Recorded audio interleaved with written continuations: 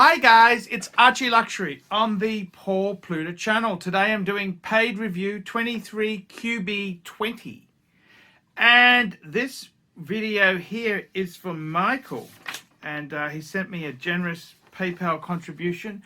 Quick wristwatch check as I'm making this video. I'm wearing a two-tone ceramic 40mm bluesy Submariner, the two-tone Submariner. Let's jump straight in. Paul, so sorry to hear about your burglary when you were here in the United States. Here is a $50 contribution to help you, as well as get a bit of advice for a paid review.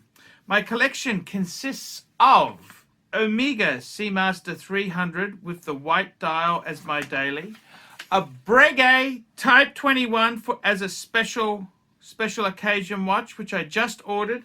And in the future, maybe the IWC Ingenua 3227-01 as a different yet cool watch. I know you like this watch a lot. Do you still recommend it, or is there something else that you would suggest now that the value on this has started to move up? Cheers. I really enjoy your content. Take care, Michael. So that's for Michael. So firstly, let's have a look at his three-piece combo meal deal. We've got an Omega Seamaster 300 white dial. Okay, that's fabulous. That's a pretty nice watch to have there. That's a nice watch. There's nothing wrong with that. It's a waterproof Omega. As a special occasion, we've got a Breguet Type 21. Now, the Type 21, I've never had a 21. I've had a Type 20. I had the Vale, the Transatlantic. I've had a few of them. I love them. The 21 is actually bigger, and it's a great watch. It's a fantastic. It's considerably more expensive than the standard 20, but it is a fabulous watch. I can't criticize it. It is a nice watch. And then you're thinking about the IWC 3227. So I've owned a few of these. These are the in-house movement. They're a bit of a chunky monkey. They were designed by IWC when they really wanted to tackle Rolex and Audemars Piguet. And they kind of designed this watch, the 3227. It's got the in-house movement. It was a significant step forward. And what they did was it was priced. It was actually quite expensive compared to a Rolex Steel Sports. It was more expensive, sort of sea dweller territory. And they priced it. They tried to make it comparable to an Audemars Piguet Royal Oak, and for whatever reason it was just deemed to be too expensive. So the next model comes out, and they made it cheaper. They went away from the in-house movement. They didn't have the fancy dial. And then what happened to the Ingenua range is they went completely nuts.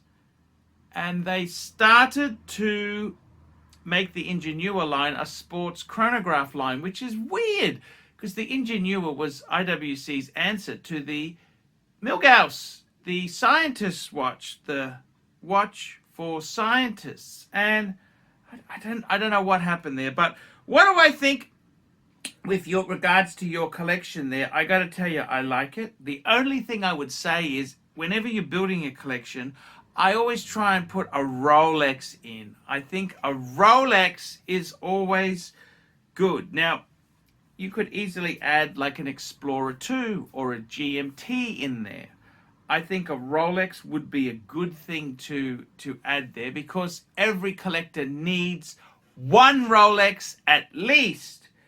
The IWC, they have gone up, but they haven't gone up as much as some other pieces. So I still think they're good value. It's more inflationary pressure which has pushed them up. They're still, in my opinion, reasonably good buying. So I whilst they certainly have gone up, so many things have gone up, and that's just how it is. So I don't think it's a bad purchase. I think it's a really good purchase. I think the IWC they're a great watch. So I wouldn't have a qualm with getting one. They're a great thing. Shop around, get a nice condition one. They are a bit top heavy.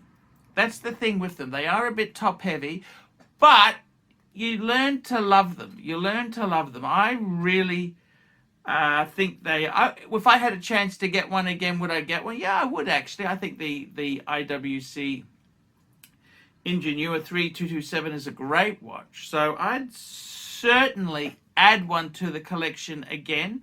I would just say, look, don't forget to add Rolex. Every man needs a Rolex. You gotta have Rolex. Just every collection. I mean, it's the reality is that Rolex is every man. I think you got to have a Rolex unless you really dislike it. I really try and add at least one Rolex. The Omega, yes, that's a great piece. The Breguet is a sensational piece. I hope you got a little bit off there. The Breguets, I tell you what, they're a little bit hard on the secondary market. They're actually pretty good buying because they do drop a bit. But the boutiques, they're snooty and they don't really offer much. But on the secondary, they are good buying. I probably wouldn't buy a Breguet new myself. That is my opinion there. Now, I'd say Omega, Breguet, and then the Ingenua. That's a great piece, great three-piece, and I'd probably want to add a Rolex down the track into that collection because Rolex, you got to have a Rolex. Every man needs a Rolex, and I say that with enthusiasm for the brand. I love Rolex. I think you do have to have a Rolex in your collection. What would I say? Okay, so if you had those three pieces, so you had well, as I said, the ideal one would be a Rolex Explorer. That'd be your GMT. That way there, you got your Omega as your diver. You got your chronograph and your Breguet Type 21.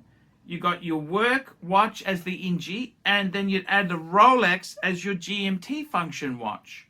And the best bang per buck GMT, of course, is the Explorer 2. The Explorer 2, would you go 40 mil or 42 mil? Doesn't really matter. They're good buying. They're good buying and they are good watches. So that's kind of how I'd round out the collection there. Nice start. Nice watches there. Can't complain with that in the least. So guys, that's the paid review. Guys, like, subscribe, tell your friends, put some comments below. Remember, I can't survive on Google Ads. Get a paid review done and help me survive on YouTube. Paid reviews keep me full-time on YouTube. See you in the next one. Hi guys, it's ArchieLuxury. Guys, I want to talk to you about David SW. David SW. Guys, if you are in America, if you are looking for a Rolex watch of your dreams, in fact, if you're looking for a contemporary modern wristwatch, I strongly advise you to look at David SW. Guys, don't play the dealer games. Don't bring in chocolates or Krispy Kremes for your dealer hoping to get a Rolex at retail. It's futile.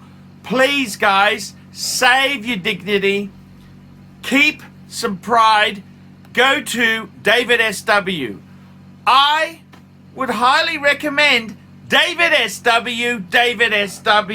If you're in America and you're looking for a watch, go to David SW.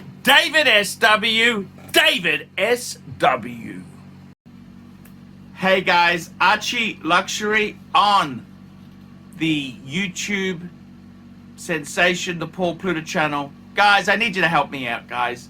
I can't survive on Google Ads alone. I need you to request a paid review.